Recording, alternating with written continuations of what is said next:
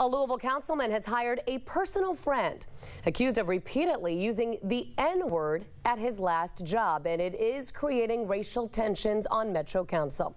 Tonight, political reporter Theo Keith took his questions to Councilman Dan Johnson about this new hire. How is he defending himself, Theo?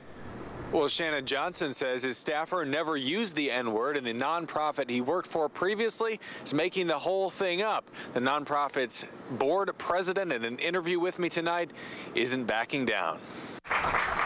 This is Brian Matthews. He writes notes, takes pictures, and smiles for the camera as Councilman Dan Johnson's legislative assistant. But 6 months ago, Matthews was out of a job. I don't want to sound bitter, but I'm very angry with what happened here. Steve Gayhafer's organization, the Kling Center, feeds impoverished seniors in Old Louisville.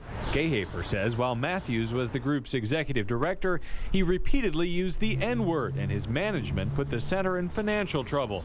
So in January, the board fired Matthews. His last words to me was, "I guess you let the ghetto win." It's the form of a racial slur. They call this the ghetto.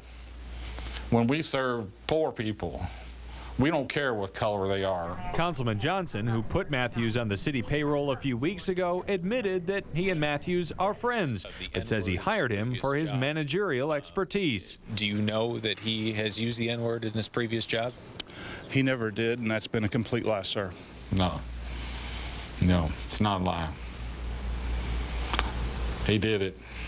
He admitted it in this room. You may also know Matthews as the Jefferson County Judge Executive, an elected position that holds no power and no salary anymore, but a potential conflict of interest with his Metro Council position. Johnson even asked the county attorney's office whether Matthews could do both jobs.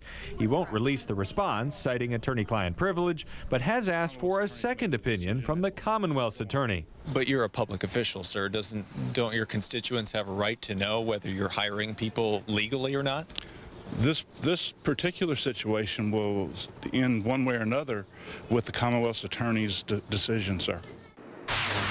For his part, Matthews called the N-word allegations a malicious and ridiculous lie, and then hung up the phone on me as I tried to ask another question. Even though council is on summer break these next couple of weeks, sources here at City Hall say this issue is going to be coming up again. Live downtown, Theo Keith, Wave 3 News.